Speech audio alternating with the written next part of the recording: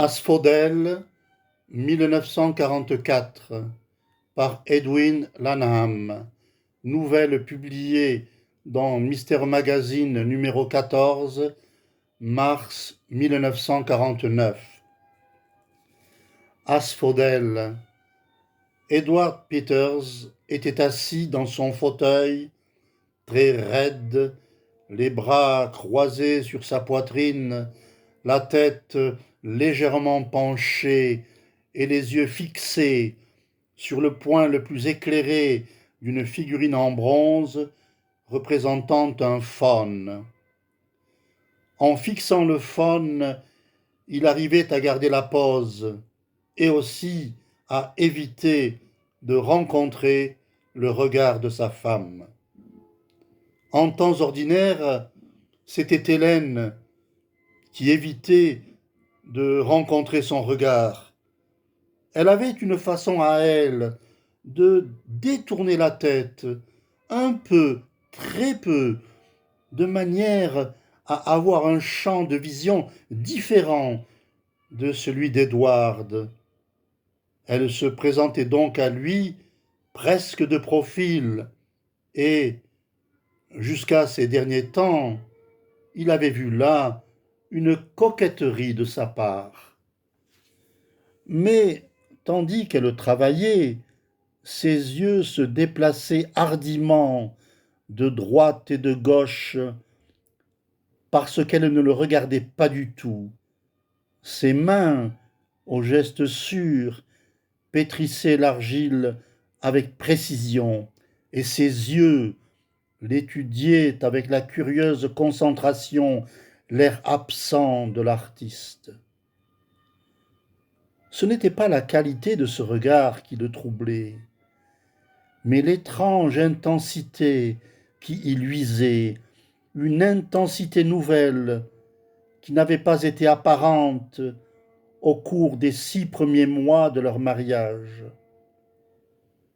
Il soupira, remua nerveusement une jambe.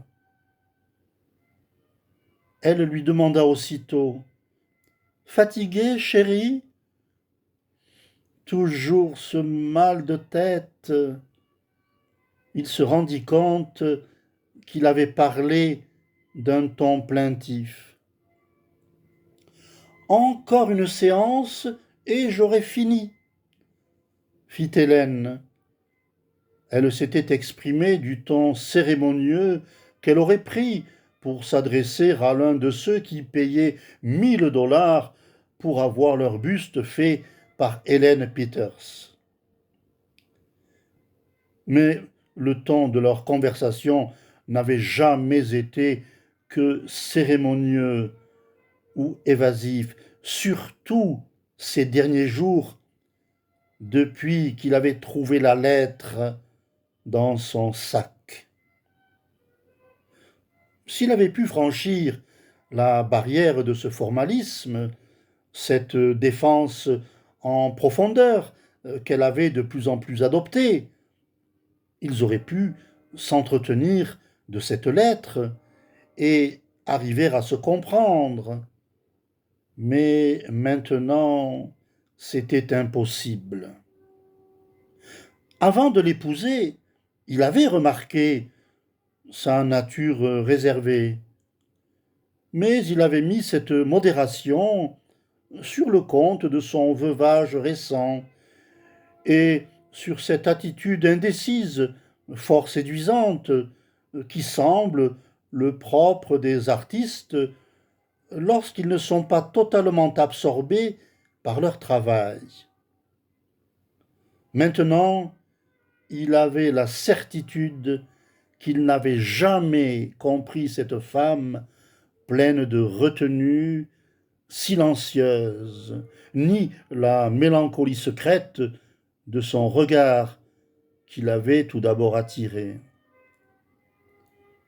Les 6 premiers mois d'un mariage sont évidemment les mois, les jours, les heures où l'on fait connaissance l'un avec l'autre, où l'on fait des découvertes dans le champ des caractères et des émotions.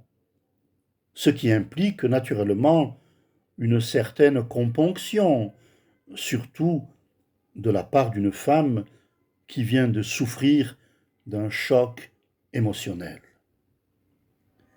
Mais sa façon de s'évader était chose si instinctive, si innée, qu'Edward l'avait trouvée tout à fait naturelle, jusqu'au jour où, dans un petit bar voisin de la 5e avenue, elle lui avait appris qu'elle avait déjà été mariée 2 fois et non une. Il était étrange, pensa-t-il, que ce fût devant un cocktail, en public, qu'il eut avec sa femme leur seule conversation à cœur ouvert. Ce jour-là, il avait jeté d'un ton sec: « Je m'étonne que tu ne me l'aies pas dit plus tôt. Ce n'est pas que cela ait de l'importance, chérie, mais tout de même. » Elle avait répondu, les joues roses et les yeux brillants: « Cela t'ennuie, Edward ? » ?»« Cela ne m'ennuie pas, mais chérie, tout de même. » Sur la table, un peu de liquide avait été répandu, et, avec le fond de son verre, il en avait étalé la petite flaque. Qui était-ce? Comment s'appelait-il? George Partland, un homme un peu collémenté. Elle avait eu un rire si bref et si aigu qu'il en fit, sembla-t-il, cliqueter les verres sur le bar. Ne parlons plus de ce pauvre George. Il avait dit avec amertume: Alors, tu es Mrs. Partland Rice Peters? C'était méchant. Et il se rappelait comment son rire s'était brisé soudain, comment ses yeux gris s'étaient assombris, tandis qu'elle disait: « Je n'aurais pas dû te le dire. » Il avait voulu lui expliquer qu'un homme amoureux doit tout connaître de celle qu'il aime, ses petites expériences et ses grandes souffrances, qu'un homme amoureux éprouve le désir impitoyable de connaître tout cela, même s'il doit en souffrir. Au lieu de le lui expliquer, il avait appelé le garçon et réglé l'addition. Edward avait décidé de classer George Partland sur la fiche réservée, dans son esprit méthodique d'avocat, aux choses qu'il désirait savoir, mais pour lesquelles il n'avait encore de réponse. Son âge à elle, par exemple. Elle lui avait dit avoir 31 ans. Peu lui importait, évidemment, mais c'était bien jeune pour une femme qui avait déjà 2 mariages à son actif, sans parler de sa réputation de sculpteur bien établie. Il y avait également d'autres détails qu'il souhaitait connaître. Ses origines, son éducation. Elle était orpheline, lui avait-elle dit. Il ne connaissait même pas le nom de sa ville natale. « Edward, je t'en prie, dit Hélène, redresse la tête. » Il la redressa, fixa une fois de plus son regard sur la partie éclairée du faune de bronze. Il avait toujours la migraine, et le ton sec d'Hélène le heurta. Il lui rappela ce jour où il lui avait posé une question sur son premier mari, malgré la résolution qu'il avait prise de n'en point parler. « Edward, tu n'as pas le droit d'être jaloux de mon passé, avait-elle répondu d'une voix ferme. Surtout de Larry. Mais il ne s'agit pas de jalousie, avait-il protesté. Quel nom as-tu dit? Larry. Je croyais qu'il s'appelait Georges. Ce jour-là, l'espace d'une seconde, les yeux d'Hélène avaient vraiment rencontré les siens et, dans leur profondeur grise, il avait lu une tristesse profonde. Sa lèvre inférieure tremblait visiblement. Grand Dieu, avait-il dit, combien as-tu eu de maris, Hélène? Les yeux baissés, maintenant, elle avait attendu longtemps, comme si elle ne se décidait pas à lui répondre. Et pour finir, elle avait parlé d'une voix basse mais ferme. Tu tiens à le savoir. 4. 4. Edward s'était laissé tomber dans un fauteuil, les yeux écarquillés. Il avait essayé de rire, mais n'avait réussi qu'à produire un bruit étrange, discordant. Il avait demandé « Tu veux dire, moi compris ?» Encore une hésitation, et la voix basse avait repris « Toi non compris, Edward. » Mais c'est grotesque. C'est tout ce qu'Edward avait réussi à dire. Et il avait éclaté en reproches véhéments pendant qu'elle restait debout près du feu, crispée, un coude appuyé sur la cheminée, à le regarder. Dans ses yeux se lisait cette même expression impersonnelle, absorbée, qu'elle avait actuellement, tandis qu'elle travaillait à son buste. Un peu calmé, il avait demandé « Je sais que Rice est mort, mais que sont devenus les autres? Tu as divorcé ?» Non, Edward.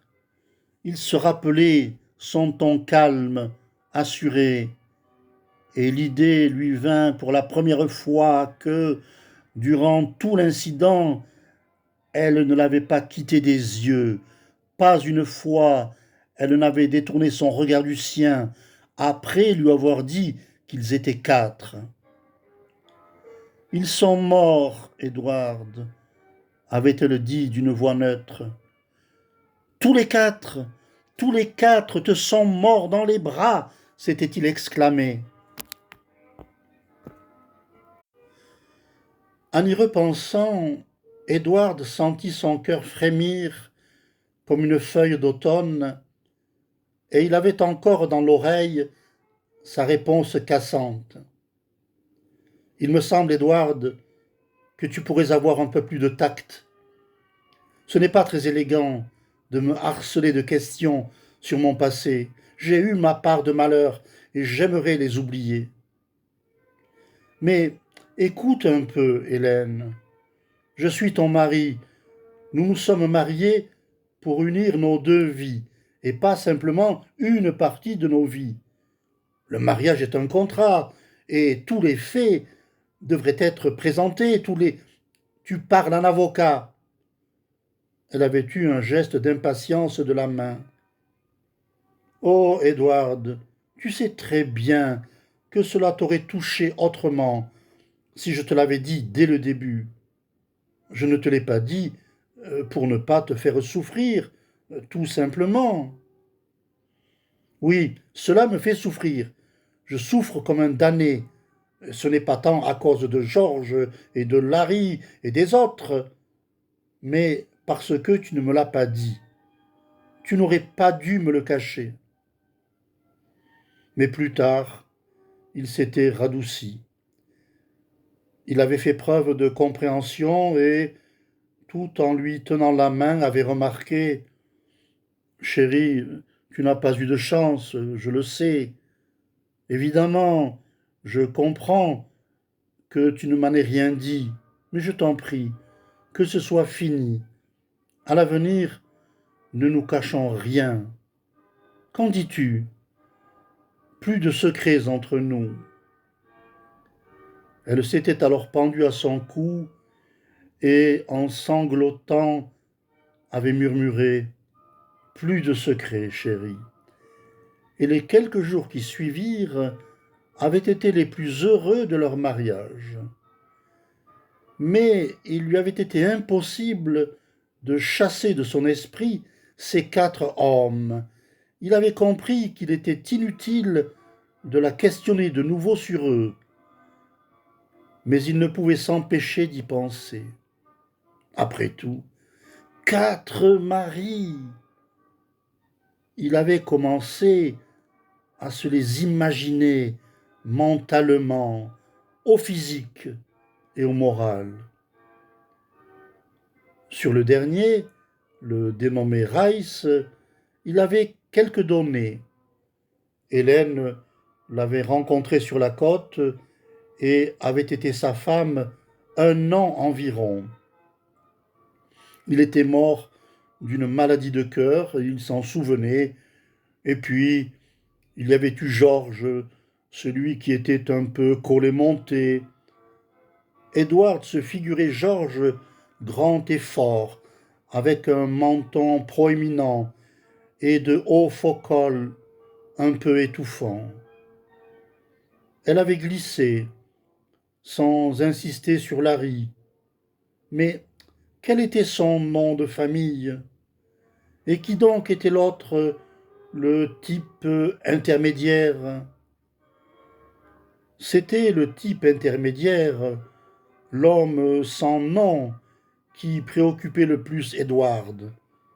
À plusieurs reprises, il avait failli poser à Hélène des questions sur lui, mais il n'avait pas osé revivre ces jours amers de méfiance et de faux fuyants. Souvent, il avait essayé d'orienter la conversation sur le sujet, comme le jour où, au retour de ce cocktail en ville, il s'était arrêté pour boire encore un verre au Brevoort. C'était un beau jour de printemps, et le soleil miroitait sur les tables. Chérie, avait-il dit après le second Manhattan, où es-tu né? Où? Euh, Dans un hôpital, vraisemblablement. Quelle importance? Je veux dire, dans quelle ville? Dans quelle région? Je n'en ai pas la moindre idée, Edward. Tu sais que je suis orpheline. Mais tu ne sais pas qui étaient tes parents. Je ne connais que leur nom. Alors, où as-tu été élevé? À l'assistance publique? Edward, vas-tu recommencer ton espionnage? Je t'en prie, j'ai eu une enfance pénible et j'aimerais mieux ne pas en parler. Entendu, avait-il répondu. Excuse-moi, Hélène. Mais, s'était-il dit, elle doit tout de même connaître le nom de sa ville natale. Et celle-ci ne pouvait être loin du centre de l'assistance publique où elle avait grandi. Elle était sûrement située dans le même état. Hélène devait savoir quel état. C'était ce qu'il y avait de pire, se disait Édouard. Il ne pouvait s'empêcher d'y penser, quand bien même il se disait que mieux valait se désintéresser du sujet, s'il ne désirait pas élever entre eux une barrière plus haute que celle que constituait déjà la réserve d'Hélène et ses 4 maris, les 4 morts. Il se demandait maintenant s'il n'aurait pas dû consulter un psychiatre. C'était morbide, la façon qu'avaient ses pensées de retourner sans cesse à ces 4 morts, et cela ne pouvait pas durer éternellement. Mais il y avait des choses qu'il devait connaître et qu'elle aurait dû lui dire. Cet autre mari, le type intermédiaire. Il avait un nom, et Edward éprouvait l'inéluctable nécessité de le connaître. Un jour, alors qu'il lisait du Pope dans un livre d'une collection joliment reliée qu'Hélène avait mise dans leur bibliothèque, il avait trouvé un passage coché au crayon. C'était une traduction d'Homère qui disait « Et le repos, enfin, dans les champs d'asphodèle, au séjour éthéré des âmes immortelles. » Il lut le passage tout haut et demanda « C'est toi qui as marqué ce passage, chérie ?»« Moi ?» Hélène avait levé les sourcils. « Évidemment non. Pourquoi l'aurais-je marqué ?» Edward avait dit alors « Je me demande qui a fait cette marque. L'asphodèle, c'est la plante des morts qui fleurit aux enfers. C'est un beau vers, ça, dans les champs d'asphodèle, au séjour éthéré des âmes immortelles. D'où vient ce livre ?» Elle avait levé imperceptiblement les épaules, détournant les yeux pour éviter de croiser les siens. Edward avait persisté.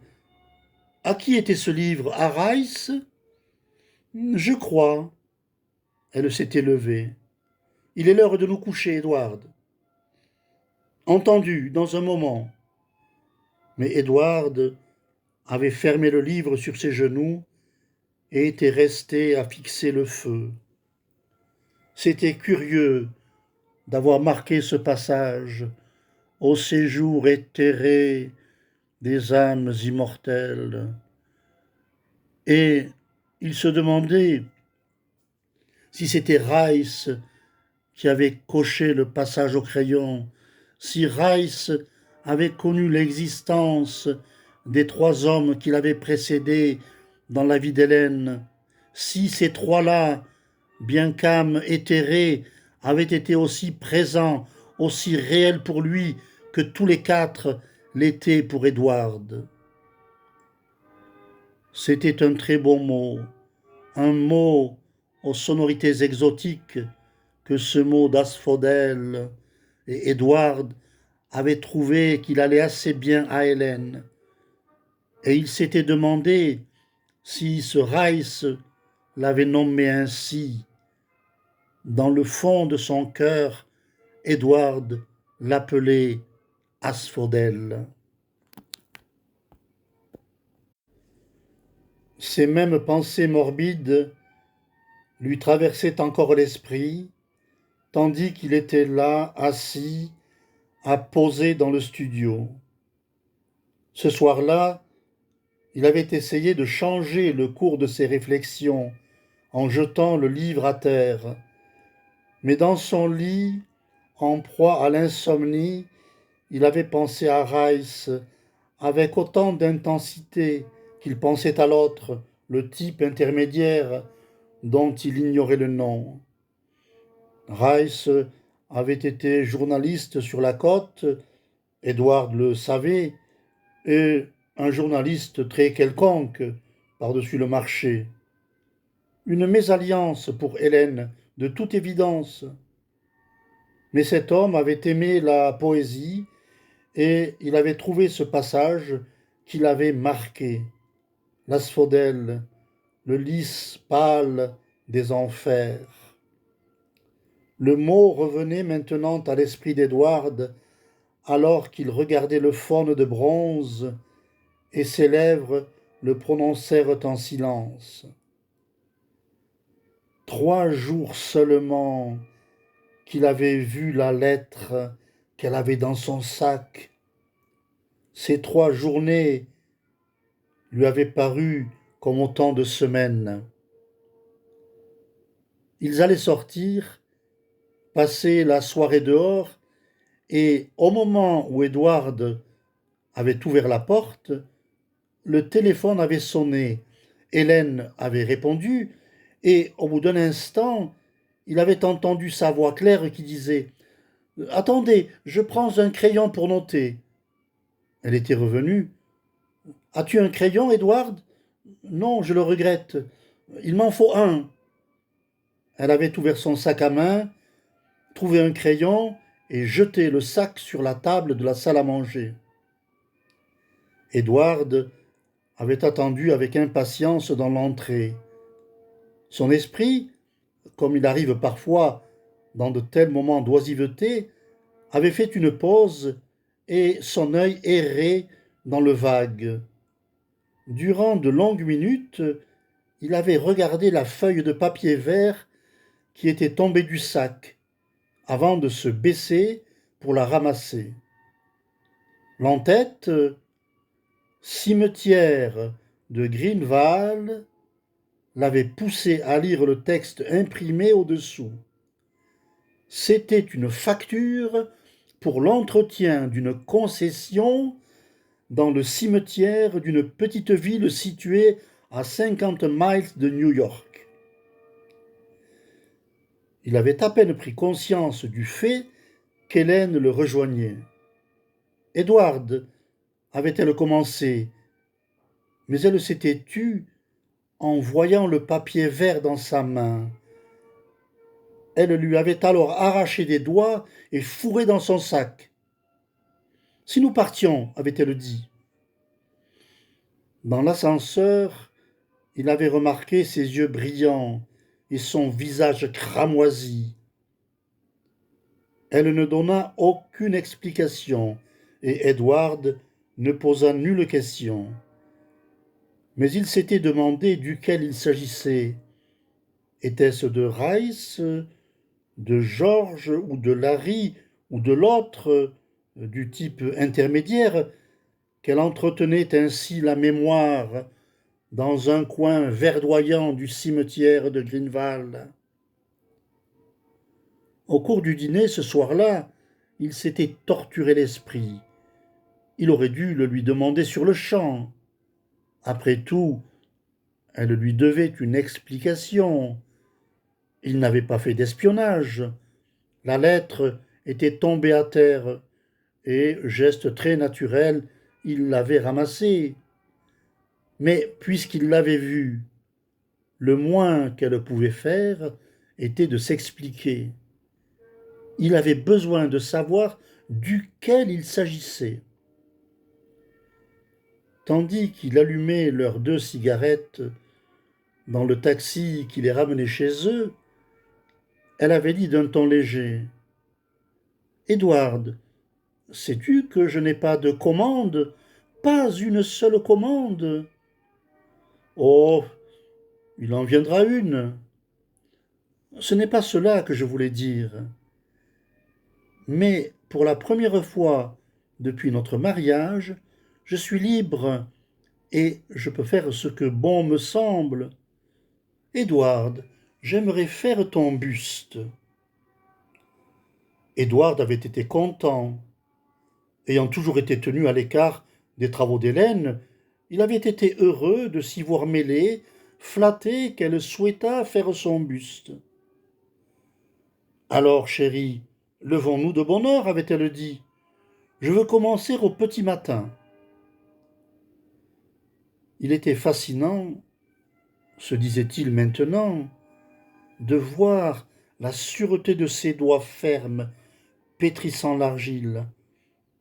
C'était une femme petite, au visage mince, au profil grec, aux yeux gris, toujours sur le qui-vive, comme ceux d'un chat. Il était surprenant, réfléchissait-il, que son œuvre fût si puissante, presque monumentale. Le premier jour, il avait été enthousiasmé à la vue de sa tête qui prenait forme dans l'argile en relief massif, plus grand que nature. Mais le lendemain, quelque chose n'avait pas marché. Elle avait écrasé le nez d'argile et décidé « Ce sera tout pour aujourd'hui. Edward. Elle avait quitté le studio et il ne l'avait revue qu'au dîner, où elle s'était montrée peu bavarde. Il s'était senti déprimé et n'avait cessé de penser à la lettre du cimetière de Greenval. En prenant le café, il lui avait demandé brusquement: Hélène, pourquoi cette facture du cimetière? Une lueur de colère avait passé dans les yeux qu'elle avait fixés un instant sur les siens. Edward, qu'est-ce que c'est que ces manières de fouiller dans mon sac? Je n'ai vraiment assez de ton espionnage. Cette lettre était tombée à terre quand tu as pris ton crayon. Je n'ai fait que la ramasser. Chérie, je n'ai pas fouillé tes affaires. Très bien, alors n'en parlons plus. Mais je l'ai vue, Hélène, et je suis curieux. Pourquoi cette concession mortuaire? Y aurait-il une raison pour que tu ne veuilles pas me dire de quoi il s'agit? Non, mais je ne te le dirai pas, Edward. Je ne veux tout simplement pas encourager ta curiosité morbide. Nous avons discuté tout cela, et il était bien entendu que tu ne m'espionnerais plus. Nous avions dit aussi plus de secrets, tu t'en souviens. Elle s'était levée, et la lueur de colère de ses yeux était presque de la haine. Du mépris, en tout cas. Elle avait dit d'un ton tranchant: Edward, nous ne pouvons pas continuer comme cela. Vraiment, je trouve que tu devrais faire quelque chose. Va voir quelqu'un. Pourquoi ne pas aller consulter le docteur chez qui va Betty West, le docteur Lewis? Pourquoi pas, Edward? Il avait frappé un bon coup de poing sur la table. Je n'ai pas besoin d'aller voir un psychiatre. C'est un piètre moyen pour éluder ma question, Hélène. Ce n'est pas une réponse à une question directe. Tu as plus besoin de soins médicaux que tu ne le crois, Edward, avait-elle dit d'un ton tranquille. Et je n'ai pas l'intention de répondre à des questions posées de cette façon. Bonsoir. Maintenant, Edward fronçait les sourcils en fixant le faune, tout en gardant rigoureusement la pose. C'était la bouteille de scotch qu'il avait ouverte la veille au soir, après le départ d'Hélène, qui lui avait donné la migraine. Il avait alors eu la certitude, en buvant son scotch, autant qu'il en était sûr en ce moment, qu'il n'était pas malade mentalement, qu'il n'y avait rien de morbide dans sa curiosité. Peut-être était-il malsain de penser sans cesse à ces trois hommes et au type intermédiaire, mais si elle voulait en parler ouvertement et en toute franchise, il arriverait à les chasser de son esprit. Et cette facture du cimetière nécessitait une explication. Il y avait droit. Mais l'attitude d'Hélène l'avait toujours désorienté, avec ses changements soudains d'humeur. Il avait été surpris ce matin-là, quand elle avait pris ses dispositions de travail dans le studio et qu'elle était venue lui demander, sur un ton impatient, s'il était prêt à poser. Il l'avait regardé fixement, se disant qu'il préférait ne pas passer encore une autre journée à regarder le point lumineux du faune, qu'il préférait ne pas poser du tout pour son buste. Et il avait demandé: si on laissait ça, Hélène? Laissez ça? Mais c'est en très bonne voie, Edward. Je ne me sens pas bien. J'ai mal à la tête. Elle avait fait un pas vers lui. Ce sera reposant pour toi de rester assis là sans rien faire. Nous ferons une pause toutes les 5 minutes si tu veux. Mais Je ne m'en sens absolument pas capable, Hélène. Elle l'avait examiné de ses yeux durs, impersonnels, une autorité étrange émanant de toute sa personne. Elle n'avait prononcé que ces quelques mots. Je t'en prie, Edward. Et, haussant les épaules, il l'avait suivie dans le studio. Mais maintenant, il se disait anxieusement qu'à un moment donné de ces dernières semaines, le rapport des forces avait été renversé.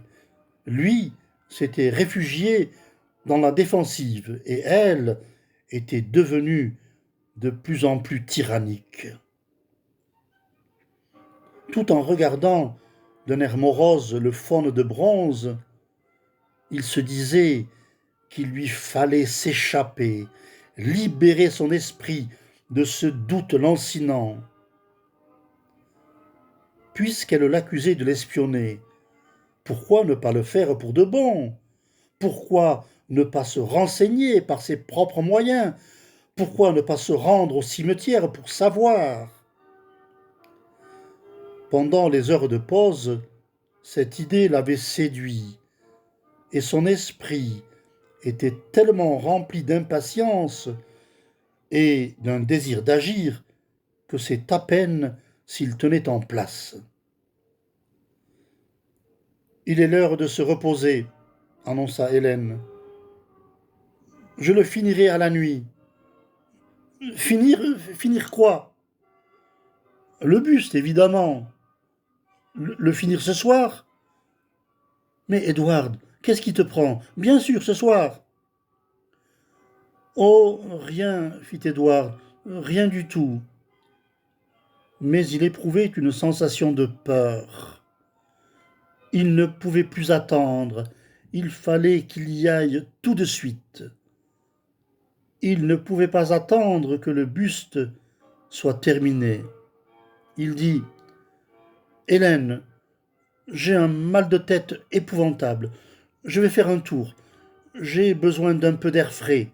Je ne serai pas long. Il s'enfuit du studio, prit son chapeau dans le vestibule, il trouva un taxi au coin de la rue et cria presque: Au grand terminal! Dans le train, son inquiétude l'empêchait de se calmer.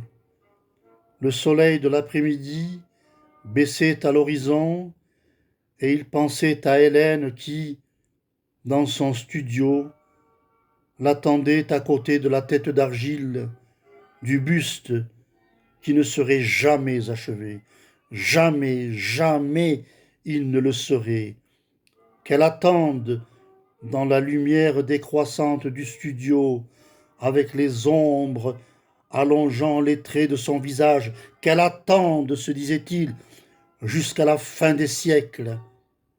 Peut-être était-il fou, peut-être aurait-il dû consulter un psychiatre, mais il avait décidé que ce buste ne serait jamais achevé. C'était une petite ville paisible, dorée par les rayons obliques que le soleil couchant envoyait par-delà de lointaines collines.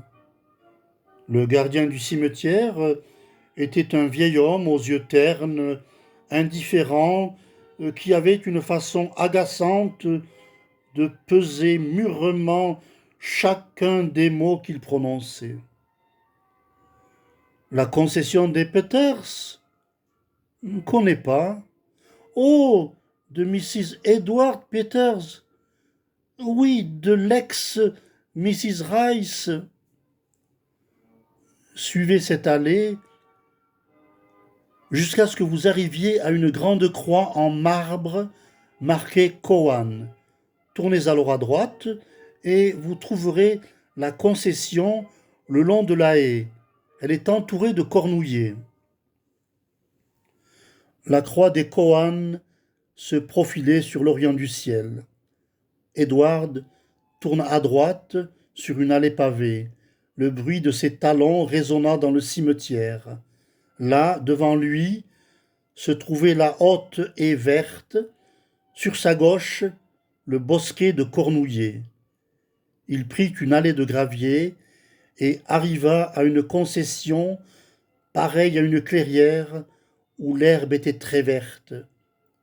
Et il y vit ce qu'il était venu voir. 4 niches se trouvaient là, et 4 urnes, et, regardant l'herbe vert foncé dans l'obscurité ombreuse du crépuscule, se dressaient les 4 têtes méditatives de 4 hommes, moulés en relief, massifs et coulés dans le bronze. Ils étaient là, comme Édouard s'était attendu à les trouver, et il frissonna à l'idée qu'ici fleurissait l'asphodèle, la pâle fleur des enfers où séjournaient les âmes éthérées. Était-ce une simple manifestation d'affection innocente ou un monument élevé à la mort? Pourquoi avait-il trépassé et comment? Il jeta un regard craintif alentour et comprit qu'il ne saurait jamais la vérité, car il ne retournerait jamais chez lui. Il n'y aurait pas de 5e buste au milieu des cornouillers. Alors, il s'avança sans bruit sur le gazon vers les urnes de ses 4 prédécesseurs pour lire le nom du type intermédiaire.